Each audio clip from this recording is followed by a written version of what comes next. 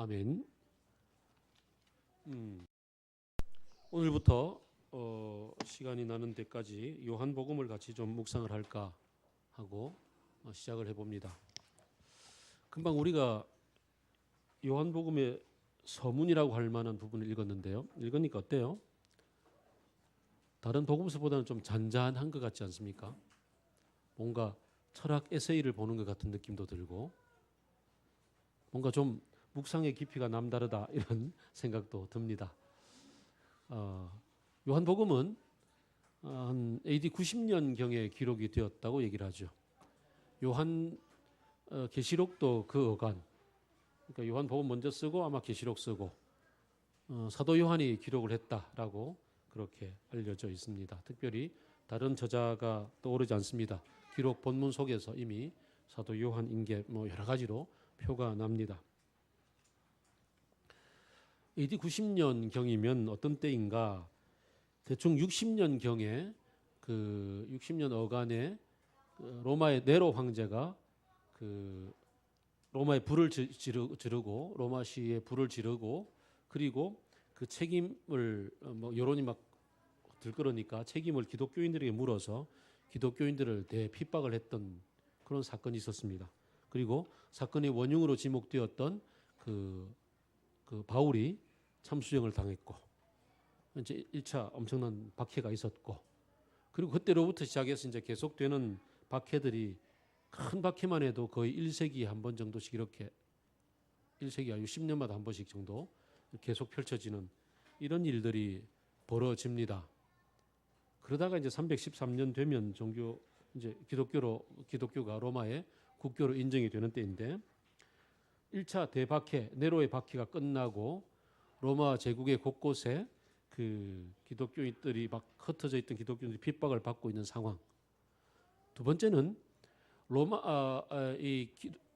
예수님이 십자가에 돌아가신 이후에 약 한 30년 더 지난 다음에 AD 70년이죠. 그때 마침내 그 유대교 안에서 예루살렘 중심으로 그러니까 팔레스틴 중심으로 그 유대인들의 로마에 대한 독립운동이 아주 극렬하게 펼쳐집니다. 그 로마의 그 티투스 그러니까 디도라는 장군이 그 예루살렘 진군에 와가지고 그 앞서서 어떤 장군들이 예루살렘 성전을 좀 더럽혔던 사건이 있었습니다. 그래서 유대인들이 욱해서 들고 일어나서 열심당원들 중심으로 무장 항쟁을 했고요. 그 무장 항쟁 끝에 로마는 군대를 파견했고 그 당시에 로마 황제 아들이었던 티투스가 장군이 되어서 쳐들어왔습니다. 쳐들어와서 예루살렘 포위 공격을 했고 예루살렘 성이 함락이 안 되잖아요. 막 굳건하게 결사항전을 하니까 또 산꼭대기에 있고 이러니까 그래서 꾀를 내었습니다. 티투스가 어떻게 꾀를 냈냐면은 안식일 날 침공하자. 유대인들은 안식일 날 아무것도 하지 않잖아요. 그래서 아무것도 하지 않는 이 유대인들을 무너뜨리려면 안식일이 최고다. 그래서 안식일 날 쳐들어갔고 아니나 다를까 열심으로 믿던 그 유대교인들은 아무 일도 하지 않고 가만 그대로 다 죽임을 당했습니다. 그리고 그 당시에 사두개인들 중에서 그 샴마이 학파, 힐렐 학파 이렇게 두 학파가 있었고 샴마이 학파는 아주 극단적 주의자들이었고 이 사람 다 죽었고 힐렐 학파라고 하는 이 사람들은 좀 융통성이 있었고 그래서 율법을 융통성 있게 해석을 해서 이런 때는 항쟁을 하든지 항복을 하든지 도망가든지 해야 된다. 목숨이 걸려있는 문제다. 그래서 대부분 항복을 했습니다. 그래서 이제 살아남았던 온건파들이 그 뒤에 유대교의 주류를 이룹니다. 디도 장군은 예루살렘 들어가서 성전을 완전히 무너뜨려 버립니다. 그래서 예수님이 예언하셨잖아요. 돌 위에 돌 하나 남지 않으리라 했던 그 일들이 이루어집니다. 그래서 그 일로부터 시작해서 유대교는 제사가 없어지죠. 성전에서 드리던 제사가 성전이 없어졌으니까 제사가 없어지고 이제 흩어져 있는 그 회당들을 중심으로 마치 그 바빌론 포로 시대처럼 율법을 가르치고 율법을 지키고 해석하는 쪽에 그런 종교로 발전해 나갑니다. 유대교가 이렇게 바뀌었습니다. 그러니까 요한이 지금 이 요한복음을 기록할 당시는 앞섰던 다른 복음서들하고 다른 시대를 사는 거죠. 앞섰던 시대의 사람들은 마태, 마가, 누가는 마가가 맨 처음 기록을 했고 그다음 마태, 누가가 따라서 기록을 했다. 혹은 요즘은 또 누가가 먼저 기록했다 이런 얘기도 있는데 어쨌든 이분들은 예수님을 전하기 위해서 예수님의 행적이 어떠했는지를 알려주는 게 필요해서 예수님의 행적 중심으로 쫙 기록을 했어요. 거기에 비하면 사도 요한은 이미 그 기록물들은 있었고 복음서를 가지고서 교회 안에서 묵상하던 얘기는 이미 있고 바울의 서신서도 이미 있고 그래서 교리도 어느 정도 정리가 됐고 이런 상황 가운데 또 다른 복음서를 기록해야 될 이유가 있었단 말이죠. 1번 유대교 안에서 말씀드렸던 것처럼 회당 중심으로 사람들이 말씀을 가르칩니다. 그래서 말씀을 가르치면서 이분들이 가장 중요하게 생각했던 권위가 뭐냐 하면은 예전에 어떤 랍비 가라사대 그때 랍비의 말씀이 계셨어. 그 말씀에 따르면 어떠하고 해서 말씀 랍비의 근거에 따라서 우리가 이렇게 살아야 돼라고 구약을 해석하는 랍비들의 해석에 근거해서 얘기를 합니다. 그러면서 열심당원들이 가장 열혈적으로 뜨겁게 주장했던 게 오실 메시아 운동이었잖아요. 그래서 오실 메시아 운동의 극점을 찍었던 게 바로 AD 70년의 전쟁이었으니까 그분들이 다 죽었기 때문에 오실 메시아에 대한 기대가 예수님 시절만큼 그렇게 크지가 않았습니다. 오실 메시아보다는 율법을 잘 준수하는 우리들이 택한 백성이고 마지막 때가 되면 우리는 구원을 받고 나머지는 다 없어질 거야. 뭐 이런 생각들을 하고 있는 우리들에게 보복해 주실 거야. 뭐 이런 얘기를 하고 있는 분들. 그래서 메시아가 왔다고 주장하는 이 예수 교인들에 대해서는 상당히 이단시하는 거죠. 이 사람들 이단이야, 가짜야. 그래서 뭐 가는 곳곳마다 이들을 핍박을 했고 또 그 AD 60년에 로마 불질렀던 사건이 있었잖아요. 핍박. 그때도 왜 그런 일이 생겼냐면 로마 황제가 신이었는데 로마 황제의 신을 아니야, 신 아니야, 사람이야라고 얘기하는 기독교인들이 불편하죠. 그래서 이 사람들이 이단이야. 아니 이단은 유대교였고 이 사람들은 역적이야. 반역자들이야라고 생각을 하죠. 이런 분위기 속에서 또 이 로마의 세계 속에는 로마는 실용주의로서 아주 그냥 도로 닦고 극장 건설하고 그냥 정복하고 이런 것들을 했던 반면에 로마의 정신은 그리스에서 가져왔죠. 로마가 그리스를 정복하고 나서 그리스 철학이 그대로 로마에 내려옵니다. 그래서 그리스 신화만 존재하는 게 아니라 그리스 신화가 로마화되어서 로마 신화로 얘기를 하죠. 그래서 이름이 두 가지잖아요. 그리스 말로 부르는 말 그리고 로마 말로 로마는 라틴어를 쓰니까 라틴어로 또 말 이렇게 두 가지로 부르죠. 어쨌든 그리스 철학을 따르면 어때요? 이 세상에는 특히 플라톤의 철학, 플라톤의 이데아가 있고 이 땅에 눈에 보이는 것들은 다 가짜들이고 여기 의미가 없는 것들이고 그래서 우리는 어쨌든 이데아, 참 정신, 참 정신에 이르도록 해야 된다라고 주장을 하며 뭐 나가는 것들. 그래서 지난번에 제가 요한 1서 묵상을 할 때 그 영지주의 뭐 이런 얘기 많이 이제 말씀을 드렸잖아요. 뭐 그런 쪽의 문화가 팽배해 있었습니다. 그래서 그 로고스가 아주 중요하게 지혜, 이성 이렇게 번역할 수가 있겠죠. 이게 아주 중요하다. 로고스 이퀄 이데아 이렇게 얘기를 합니다.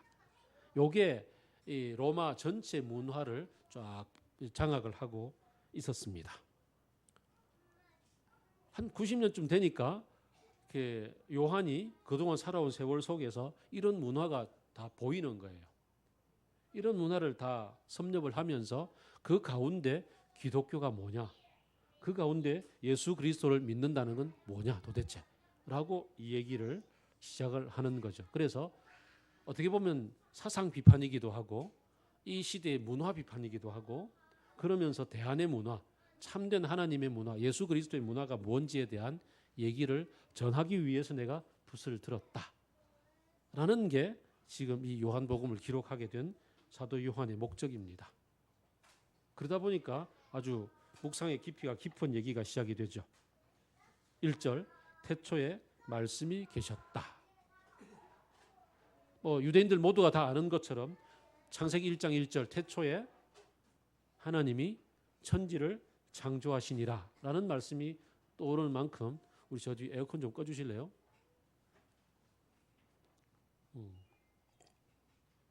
감사합니다. 네.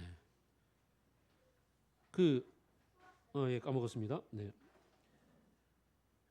태초에 하나님이 천지를 창조하시니라는 말씀의 버금가는 태초에 말씀이 계시니라. 이 말씀은 하나님과 함께 계셨고 그 말씀은 하나님이셨다. 그리고 말씀으로 말미암아 창조되었다. 모든 만물들이라고 얘기를 시작을 하죠. 그래서 창세기를 새롭게 쓴단 말이에요. 유대인들은 전부 다 구약만 있다라고 얘기하는 상황 가운데 새롭게 하나님의 아들이 오셔서 이 창세기를 새롭게 기록하신다라는 시각으로 본문을 기록을 하기 시작했습니다.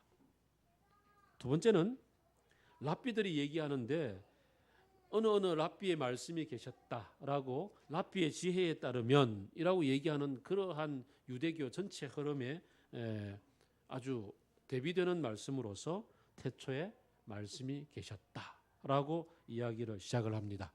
그렇다면 유대인들의 전체 흐름 속에서 너희들의 그 흐름을 뒤바꿀 수 있는 새로운 말씀을 내가 들려줄게 라고 얘기하는 것하고 똑같겠죠. 그리고 또 그리스 전체에 번져져 있는 로마 세계 전체에 번져져 있는 그리스 철학 로고스에 대한 아주 강력한 도전이기도 하죠. 어떻게 보면 그들의 문화의 옷, 그들의 생각의 옷을 입고 출발하는 거랑 비슷합니다. 태초에 로고스가 있었다. 그리스 말로 이 말씀이 로고스거든요. 그렇게 시작을 하는 겁니다. 그러니까 이성 로고스가 있다. 바울이 사도행전 17장을 보면 아테네에 가서 아테네 문화를 접하고서 아주 이렇게 도전도 받으면서 동시에 그 도전에 욱해가지고 하나님을 새롭게 전하잖아요. 내가 돌아보니 여러분들 범사에 종교성이 되게 많습니다. 모든 신들이 엄청나게 신전이 많은데 그 신들 중에서는 알지 못하는 신에게 바치는 신전도 보았는데 여러분이 모르는 그 신에 대해서 내가 한마디 하겠습니다. 태초에 계신 하나님은 천지를 만드신 분이라서 이렇게 손으로 지은 이런 신전에 거하실 분이 아니고 여러분이 섬겨야만 존재하는 그런 분이 아닙니다. 이렇게 이야기를 시작하죠. 그 문화에 맞는 얘기로 출발해서 참 하나님을 들려줍니다. 동일하죠. 태초에 로고스가 있었다. 근데 말이야, 그 로고스는 여러분이 생각하는 것처럼 그냥 이성이나 어떤 철학이나 개념이 아니라 그분은 하나님과 함께 있었고 그분이 하나님이셨고 신이셨고 그분은 말씀으로 천지를 창조하셨다라고 시작을 했습니다. 그리고는 개념을 정리하기 위해서 빛이 그분으로 말미암아서 세상에 왔다. 근데 그분이 빛이 되어서 왔는데 세상은 그를 알지 못했다. 그러니 내가 그를 알려주겠다라는 게 괄호 속에 들어가죠. 내가 어떻게 알려줄 수 있냐고? 그를 알아보고 맞이한 사람에게는 하나님의 자녀가 되는 놀라운 특권을 줬거든. 그래서 내가 자녀가 되어서 이제 그 자녀로 살아온 이후로 그 말씀을 들려줄게 라고 얘기를 시작합니다. 그 다음 이제 놀라운 반전이 생깁니다. 말씀이 육신이 되어서 우리와 함께 거하였다.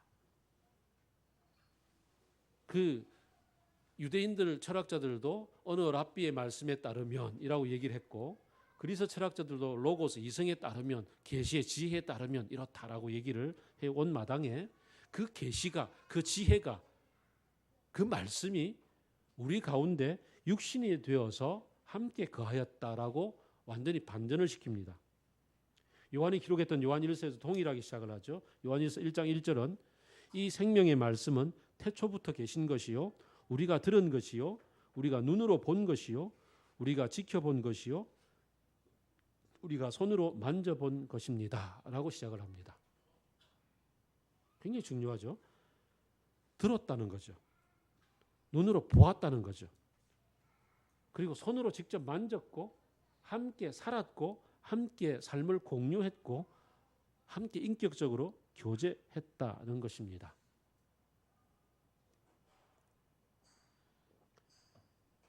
사람들이 생각을 해볼 때 어때요? 그 말씀이 그냥 우리가 도달해야 될 어떤 목표 지점도 아니고 어떤 빛이 우리가 떠나야 되어서 가야 되는 것도 아니고 머릿속으로만 생각해야 되는 것도 아니고 함께 이렇게 얼굴과 얼굴을 마주보며 만났고 얘기 들었고 같이 잤고 같이 먹었고 같이 그의 인격에 감화되고 영향을 받은 거였다라고 얘기하죠. 그렇게 사람으로 왔는데 사람들은 그를 알아보지 못했고 우리는 그를 다행히 알아볼 수가 있게 되었다고요. 우리가 알아볼 수 있었던 까닭은 우리 모두에게 이렇게 늘려져 있는 지식, 지혜, 일반 은총이라고 얘기되는 그 은혜를 넘어서는 새로운 은혜가 우리 가운데 임했기 때문이다 라고 오늘 본문은 계속 풀어가고 있습니다. 그래서 그 은혜로 말미암아서 우리가 그의 하나님의 외아들이신 예수 그리스도, 아직 예수 그리스도 이름 안 나왔잖아요. 어쨌든 그분, 하나님 당신 자신을 알게 되었다. 우리는 하나님을 본 사람들입니다 라고 서론을 시작을 하는 겁니다. 사람들이 귀가 솔깃하겠죠. 사람들이 자기의 근접했던 문화로 다가왔다가 그 다음에 새로운 얘기로 갈 때 조용해지면서 귀를 기울이게 되는 그런 모습이 아주 상상이 됩니다. 우리가 알고 우리가 만났고 우리를 가득 채우고 있는 복음의 이야기, 우리가 매일매일 인격적으로 교제하며 같이 먹고 같이 뒹굴고 같이 눈물 닦아주고 같이 얼싸 안아주는 저때 나이가 어머니 품에 안겨서 저절 먹고 싶어서가 아니라 그저 어머니 숨소리 듣고 싶어서 그냥 엄마 품에 안겨 있는 것처럼 그렇게 예수님 품에 안겨서 평화를 누리는 그 예수님에 대한 이야기를 오늘 우리가 살아가는 주변 사람들에게 우리도 이렇게 요한만큼이나 들려줄 수 있으면 참 좋겠다는 소망이 생깁니다. 아주 오래된 드라마입니다. 기억도 안 날지 모릅니다. 2007년에 나왔으니까 SBS에서 그 쩐의 전쟁이라는 박신양이가 주인공이었던 드라마가 있었습니다. 저는 굉장히 좀 그 짠하게 그 스토리를 본 기억이 있어서 아직도 좀 남아 있는데 그 쩐의 전쟁이라는 드라마에 나오는 유명 대사들이 이런 게 있습니다. 남자는 상처를 남기지만 돈은 이자를 남기지. 돈에는 날카로운 이빨이 있어. 함부로 손을 댔다간 손 잘린다고. 뭐 이런 얘기도 있습니다. 그러나 더 충격적인 얘기는 이렇습니다. 태초에 돈이 있었다. 최후의 심판, 그날 돈이 세상을 심판할 것이다. 인류는 멸망해도 돈은 살아남는다. 최후의 날 돈이 세상을 심판할 때 내가 너희를 심판하리라. 아주 시작하면 딱 그 얘기부터 시작합니다. 왜 그 스타워즈 하면 쫙 뭐 스토리가 쫙 올라가는 것처럼 그렇게 올라가며 시작을 합니다.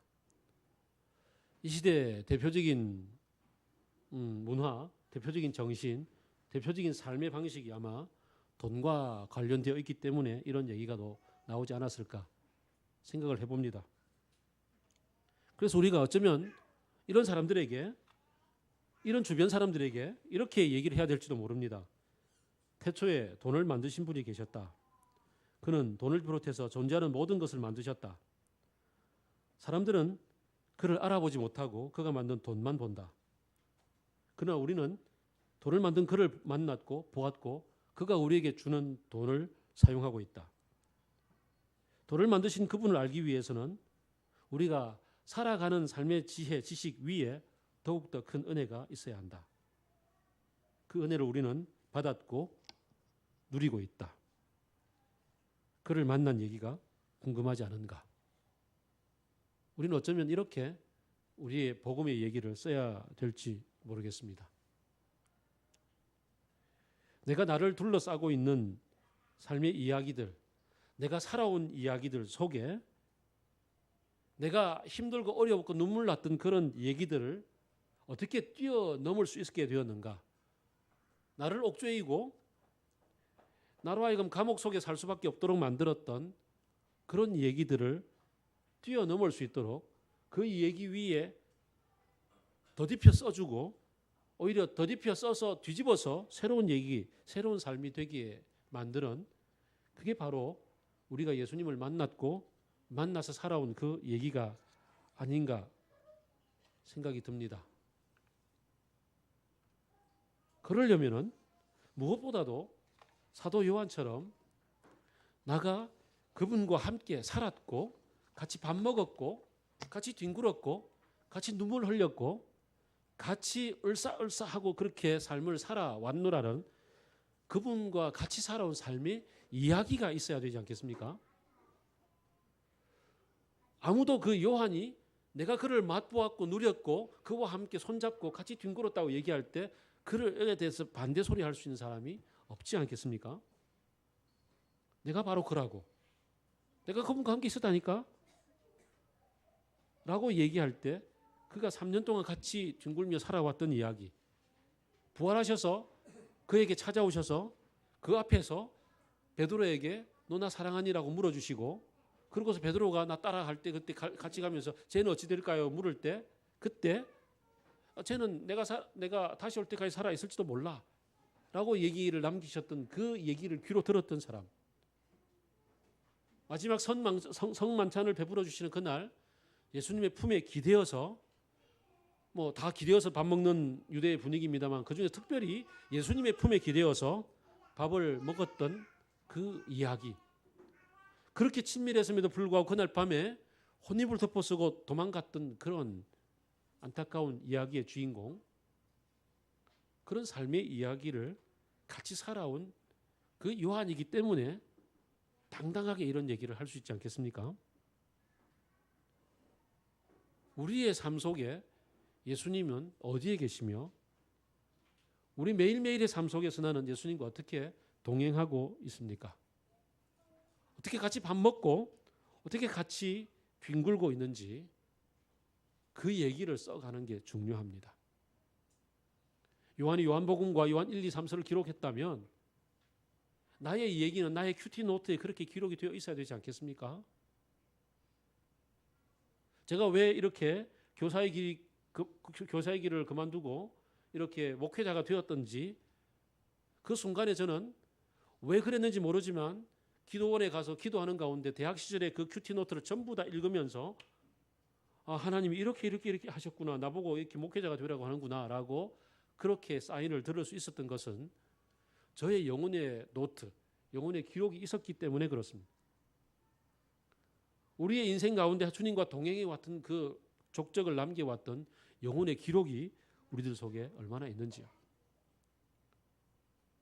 때로 심하게 부부싸움하고 나서 도저히 회복이 안 되는 그런 시기를 겪을 때 함께 연애 시절부터 그 찍어왔던 사진첩 보고서 그렇게 사진 하나하나 속에 담긴 스토리 속에서 마음이 녹아서 다시 회복하듯이 주님과 함께 살아왔던 삶의 스토리가 기록되어져 있는 그 스토리북을 꺼내어서 같이 읽고 회복하고 다시 주님을 붙잡고 살아가는 그런 이야기들, 그런 이야기들이 우리 삶에 녹아 있을 때, 그 증거가 있을 때 우리 주변 사람들에게 그런 얘기를 들려줄 수 있지 않겠습니까? 돈을 만드신 분이 있어 라고 얘기하며 그렇게 하나님을 소개할 수도 있을 거란 말입니다.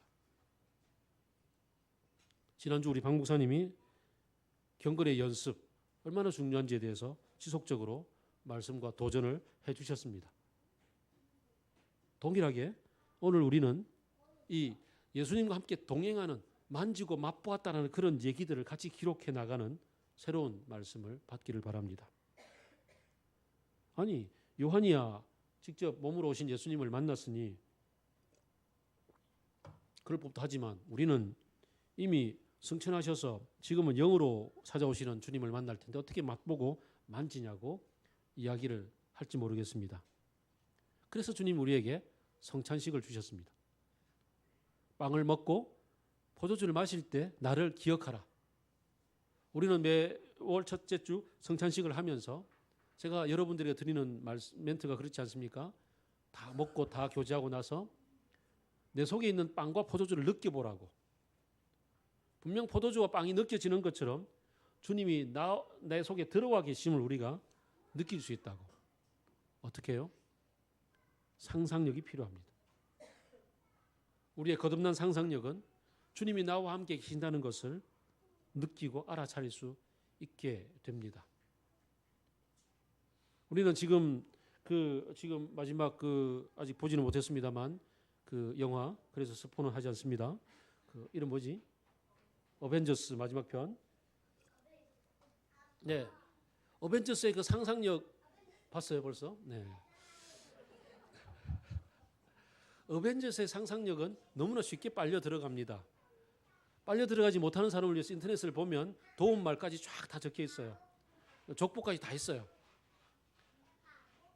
그런 것처럼 어벤져스의 상상력 속으로 토르가 왜 그 돌망망이를 들고 있는지 뭐 그런 것은 충분히 상상하는 것처럼 예수 그리스도의 상상력, 예수 그리스도와 함께 내가 같이 밥 먹고 같이 뒹굴고 같이 얘기 나누며 예수님의 제자들과 함께 같이 갈릴리를 걷는 그런 상상은 왜 낯설하는지 모르겠습니다. 우리의 묵상은 그렇게 상상 가운데로 주님과 함께 동행하며 그 가운데 실제로 주님이 나와 들려주시는 말씀을 듣고 그리고 함께 누리고 함께 맛보는 것 정말 중요합니다. 무엇보다 더 중요한 것은 성경 말씀을 통해서 말씀의 문을 열고 들어가서 말씀은 내가 쪼개고 분석하는 대상이 아니고 논문 써야 되는 대상이 아니고 말씀의 문을 열고 들어가서 주님께서 말씀을 통해서 똑똑똑 내게 녹화하실 때 내가 내 마음 문을 열면 주님께서 내게 찾아 들어오셔서 함께 더불어 먹고 마시리라고 하셨던 요한계시록 3장 6절 말씀처럼 16절인가 말씀처럼 그렇게 말씀의 문을 열고 살아계신 주님을 만나서 함께 먹고 마시는 그런 경험들을 하는 것이 중요합니다. 그런 경험의 기록이 남아있을 때, 내 가슴판에 새겨질 때, 민수기에서 신명기에서 얘기하는 것처럼 미간에 새기고 여기 옷술에 새기고 하는 것처럼 내 가슴팍에 그 경험이 새겨져 있을 때 우리는 언제 어디서 쿡 찌르면 그냥 예수님에 대해서 이렇게 얘기가 들려 나오게 되는 겁니다. 오늘날 그리스도인들이 왜 이렇게 천박해져 있는지 모르겠습니다. 왜 그리스도인들이 태극기 부대와 동일시하며 그렇게 취급을 받아야 되는지 모르겠습니다.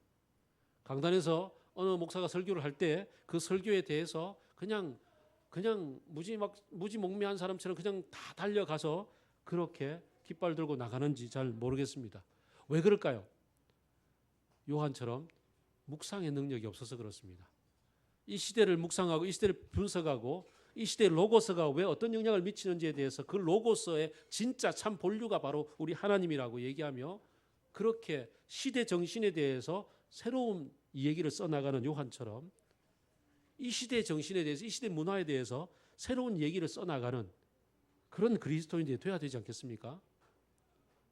그러려면 말씀의 묵상과 더불어서 이제 이 시대를 분석할 수 있는 그 다음 능력이 필요합니다. 너희는 이 세대를 본받지 말고 마음을 새롭게 함으로 변화를 받아서 하나님의 선하시고 기뻐하시고 온전한 뜻이 무엇인지 분별하라 그랬습니다. 이 시대를 본받지 않으려면 시대가 어디로 가고 있는지를 꿰뚫어 볼 수 있어야 합니다. 요한처럼 그런 묵상의 능력을 키워야 합니다. 3355로 모여서 그래서 우리 어떤 여성들처럼 페미니즘의 지도 이런 공부도 하고 또 그다음에 같이 살기 공부도 하고 또 새로운 스타디도 하고 그렇게 사람들이 모여서 책을 읽고 함께 나누는 삶, 이 시대를 분석하기 위한 삶을 살아야 합니다. 그리고 그 위에 말씀이 어떻게 역사하는지를 함께 경험해 가야겠죠. 그래야 변함없는 하나님, 어느 시대에나 그 시대에 새로운 다가오시는 그 하나님을 만나게 되는 겁니다. 이제 요한이 어떻게 예수님의 얘기를 묵상하며 풀어가는지를 요한복음을 통해서 보게 될 겁니다. 다른 복음서들은 사건을 이렇게 기록하는데 아주 초점이 맞춰져 있는 반면에 물론 그것도 하나의 시각이 존재합니다만은 그러나 요한은 어떻게 묵상하며 각주를 달고 있는지 한 사건을 보면서 이제 매주 보게 될 겁니다. 그 가운데 이 시대의 각주를 우리가 써나가